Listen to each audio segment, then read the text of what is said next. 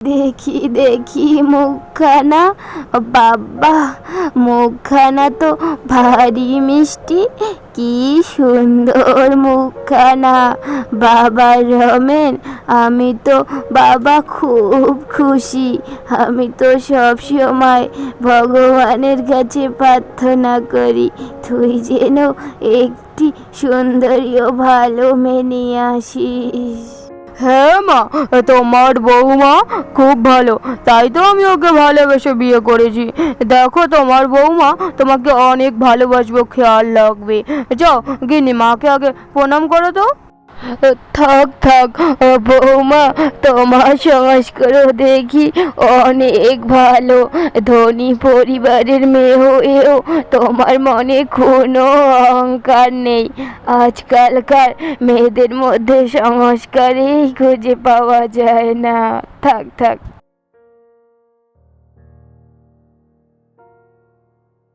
বৌদিকে দেখতে অনেক সুন্দর, আর ও অনেক বড়লোক বাড়ির মেয়ে। তাই তো মা সারাক্ষণ শুধু বৌমা বৌমা করে, একবারও আমার কথা বলে না। তাতে যে আমার কষ্ট হয় তা কি মা বোঝে না? যাই, মায়ের কাছে গিয়ে বলি আমার সাথে যেন এমন না করে। রিয়া তার বৌদি সানিয়াকে হিংসে করে, কারণ তার মা সবসময় শুধু বৌমাকেই বেশি ভালোবাসে। রিয়া খুব জেলাস ফিল করে। একদিন সানিয়ার বাপের বাড়ি থেকে লোক আসে। খাও খাও, ভালো করে খাও। আমরা তো গরিব মানুষ, তাই তোমাদের মতো অত কিছু আয়োজন করতে পারিনি। যতটা পেরেছি করেছি। না না, অনেক ভালো হয়েছে আয়োজন। রিয়া তাদের সামনে আসতে আসতেই সানিয়ার বাপের বাড়ির লোক ফিসফিস করে বলে, কি জঘন্য দেখতে মেয়েটা, কে উনি? তখন রিয়ার মা বলে ওঠে, উনি আমারই মেয়ে, কিন্তু নিজের মেয়ে না। রিয়ার মায়ের মুখে একথা শুনে তার যেন পায়ের তোলা থেকে মাটি সরে যায়, যে মা এটা কি বলল, আমি মায়ের নিজের মেয়ে না? হ্যাঁ, এর জন্য একটু গায়ের রংটা চাপা।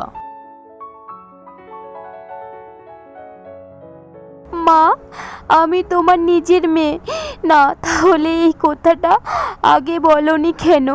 এতদিন জানতাম আমি আর দাদা তোমারই ছেলে মেয়ে ছিলাম, কিন্তু আজ এ তুমি কি বললে মা? তুমি বলো না এ কথা তুমি মিথ্যে বলছো। রিয়ার মা আর কিছু না বলে চুপ করে সেখানে দাঁড়িয়ে থাকে। রিয়ার আর বুঝতে অসুবিধা হয় না যে সে সত্যি তার নিজের মেয়ে না। ওগো, সত্যি রিয়া তোমার বোন না? তুমি তো এ কথা আগে বলনি আমাকে। আমি নিজেই আজকে শুনলাম রিয়া যে আমার নিজের বোন না, তোমাকে তাহলে কি করে বলতাম? রিয়া এখন বুঝতে পারে এমনিতেই সে কালো, দেখতে অসুন্দর, আর তার মাও তাকে তেমন ভালোবাসে না। তাই সে ভালো করে পড়াশোনাটা চালিয়ে যায়।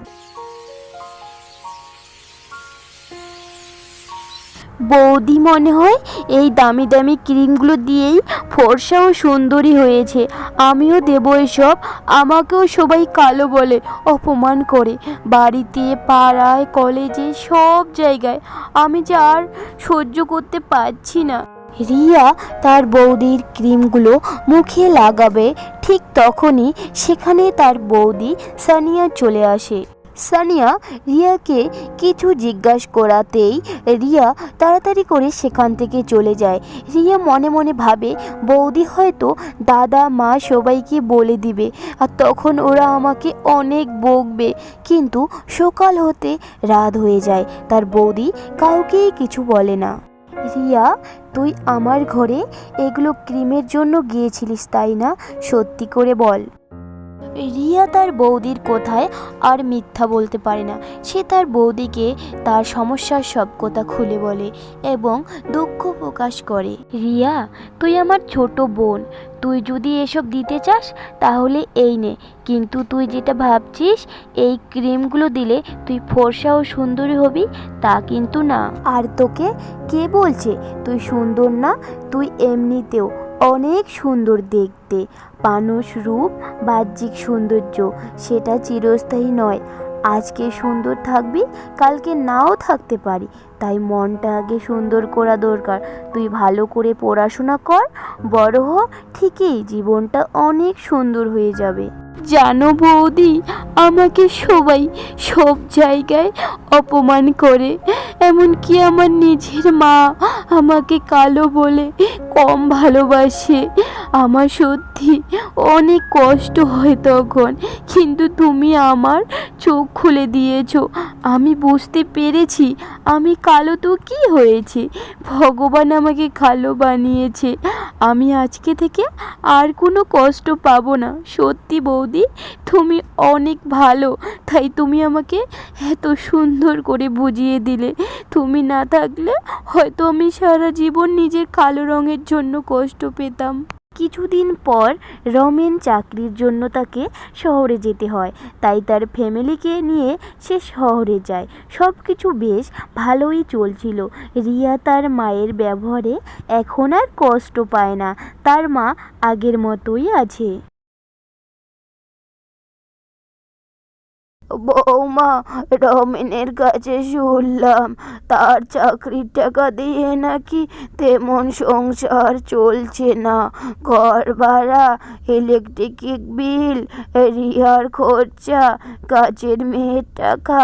তো বৌমা, বলছি তোমার বাপের বাড়ি তো বেশ বড় লোক, তাহলে ওখান থেকে কিছু টাকা নিয়ে আসতে পারো। মা, আমি অনেকবার তোমার ছেলেকে আমার বাপের বাড়ি থেকে টাকা এনে দিয়েছি, কিন্তু আমার বাবা মা বড়লোক, কিন্তু ওনাদেরও তো ছেলে আছে, সংসার আছে, ভবিষ্যৎ আছে, তাই আমি আর আমার বাপের বাড়ি থেকে টাকা এনে দিতে পারবো না। তাহলে একটা কাজ করো, রিয়ার পড়াশোনা ছেড়ে দিতে বলো। অনেক পড়াশোনা করলো, এত পড়াশোনা করে কি করবে? মেয়ে হয়ে জন্ম নিয়েছে, তার উপর গায়ের রংটা অনেক চাপা, তাই অত পড়াশোনা আর করতে হবে না। মা, আপনি কি বলছেন? আপনি ওর মা, জন্ম দেননি, তবুও তো উনি আপনার মেয়ে। এ কথা কি করে বলতে পারছেন আপনি? জানো বৌমা, রিয়া আমার নিজেরই মেয়ে, ওকে আমি গর্ভে ধারণ করেছি। ওর গায়ের রঙের জন্য আমাকে কথা বলতে হয়। আমাদের সমাজে মেয়েদের ফর্সা ও সুন্দরী না হলে কেউ মেনে নিতে চায় না। ওর জন্য আমাকে অনেক প্রশ্ন করে সমাজের মানুষ, তাই আমি একথা বলি যে রিয়া আমার নিজের মেয়ে না। সানিয়া তার মায়ের মুখে একথা শুনে সে তো অবাক।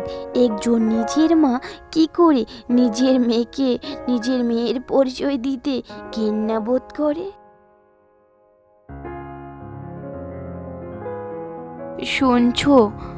ওগো, তোমার বোন রিয়া তোমারই নিজের বোন। তোমার মা শুধু সমাজের মানুষের কথার ভয়ে উনি তোমার বোনকে নিজের মেয়ের পরিচয় দেন না। কি বলছো গো গিন্নি? মা কি করে এটা করতে পারলো? আমি তো ভাবতেও পারছি না মা এতটা নীচ হবে। তাই বলছি, তোমার মাকে এটা বুঝিয়ে দিতেই হবে যে নিজের সন্তানকে অবহেলিত করলে তার ফল কি হয়। সানিয়া ও রমেন হঠাৎ করে তার মাকে বলে, মা, আমার যে টাকা মাইনে পাই তা দিয়ে সংসার চালানোটা অনেক মুশকিল হয়ে যাচ্ছে, তাই আমি আর তোমার বৌমা আমার শ্বশুর বাড়িতে যাব, আর ভাবছি এখন ওখানেই থাকবো, তাতে খরচাটা একটু কম হবে। এ তো ভালো কথা বাবা, কবে যাব আমরা? না মা, আপনি আর রিয়া যাবেন না, শুধু আমি আর আপনার ছেলে যাব। ওখানে আপনাদের আমি কেন নিয়ে যাব বলুন? ওটা তো আমার বাপের বাড়ি। আর তোমরা এখানেই থাকলে থাকবে, না হলে গ্রামের বাড়িতে চলে যেতে পারো। এখানে থাকলে ভাড়া কি করে দিবে? তার থেকে ভালো হয় গ্রামের বাড়িতে চলে যান। আর আপনার ছেলে আর টাকা দিতে পারবে না, কারণ আমাদেরও ভবিষ্যৎ আছে, আমাদের বাচ্চা কাচ্চা হবে, ওদের বিষয়ে তো ভাবতে হবে না। এ কি বলছো বৌমা? আমি কোথায় যাব? আর রিয়াকে আমি কি করে খাওয়াবো? এ তুমি কি বলছো? মা, তোমার বৌমা একদম ঠিক বলছে। আর তুমি তো মাসে ভাতা পেয়েই থাকো না, তাহলে ওটা দিয়েই খাবে। এ কি বলছিস রমেন? বৌমা, তোমাকে আমি ভালো ভাবছি, সংস্কারী বৌমা ভাবছি, কিন্তু তুমি তো আমার ছেলেটাকে জাদু মন্তর করেছো। ছি বৌমা, তোমার মতো মেয়ে এরকম হবে আমি আশা করতে পারিনি। ভগবান তোমার মতো বৌমা যেন কারো ঘরে না দে। মা, তুমি কোনো চিন্তা করো না। দাদা, বৌদি, তোমরা কেমন গো? একটা বয়স্ক মানুষের সাথে এমন করছো? কয়দিন আর বাঁচবে বলো? মাটা তো এমনিতেই এখন বয়স্ক হয়ে গেছে। দাদা, তোমাকে তো মা ছোটবেলা থেকে খাইয়ে পড়িয়ে পড়ালেখা করে এত বড় করিয়েছে, আর তুমি এমন করে বলছো? বৌদি, তুমি কি গো? তুমি তো খুব ভালো ছিলে, তাহলে আজ কেন দাদাকে নিয়ে যাবে বলো? মা, তুমি কোনো চিন্তা করো না, আমি আছি মা, আমি তোমাকে খাওয়াবো, আমি কিছু করব অবশ্যই, আর তোমাকে খাওয়াবো। তোমার কোনো চিন্তা করো না মা, তুমি তোমার চোখের জল মুছো, আমি আছি মা তোমার সাথে। অমনি আমি খারাপ হয়ে গেলাম, তাই না মা? আপনিই বলেছেন ভগবান যেন আমার মতো বউ প্রত্যেক ঘরেই দেন, আর আজকেই বললেন আমার মতো বউ যেন কারো ঘরে না দেয়। কেন? আমি তো অনেক সুন্দরী, গায়ে রং ফর্সা, তাহলে আজ আপনাকে খাওয়াচ্ছি না কেন? আর আপনি যে নিজের মেয়েকেই গায়ে রঙের জন্য নিজের মেয়েকেই মেয়ের পরিচয় দেননি, সেই মেয়ে দেখেন আজকে আপনাকে খাওয়ানোর দায়িত্ব নিচ্ছে। ভাবতে পারছেন, যাকে মানুষের কথার জন্য তার পরিচয় লুকিয়ে রেখেছেন, আজকে কোনো ফর্সা ও সুন্দরী মেয়ে কিন্তু আপনাকে খাওয়াচ্ছে না। তুমি ভাবতে পারছো মা, আজকে আমরা তোমাকে খাওয়াবো না বলে চলে যাচ্ছি, আর তোমারই মেয়ে সেই তোমাকে খাওয়ানোর দায়িত্ব নিচ্ছে। আর সেই মেয়েকে তুমি কতই না কষ্ট দিয়েছো। একজন মা যখন নিজের সন্তানকে পরিচয় দিতে ঘেন্না করে, তখন সেই সন্তানই জানে তার মনের ভিতর দিয়ে কি চলে আর কতটা কষ্ট হয়। তুমি বুঝতে পারছো মা? সত্যি রিয়া, তুই আমাকে ক্ষমা করে দিস। তোর উপর কতই না অত্যাচার করেছি, তোর পায়ে পড়ি, আমাকে তুই ক্ষমা করে দিস। মা, না, এসব তুমি বলো না। মা, আমি তোমাদেরকে আর এই পরিবারটাকে অনেক ভালোবাসি। তুমি আমার মা, ঠিক তেমনি রিয়া আমার বোন। তোমাদের সাথে আমার সব সুখ দুঃখ আমি ভাগ করে নিয়েছি। আমি তোমাদের ছেড়ে বাপের বাড়ি চলে যাব, এ তুমি ভাবতে পারলে মা? হ্যাঁ মা, তোমাকে শুধু এটা বোঝানোর জন্য যে রূপ সৌন্দর্য মূল্য কতটা, তাই এই মিথ্যা নাটকটা সানিয়া আমাকে করতে বলেছে। তুমি আমাকে ক্ষমা করে দিও মা। রিয়া বোন, মা, আমাকে তোমরা ক্ষমা করে দিও।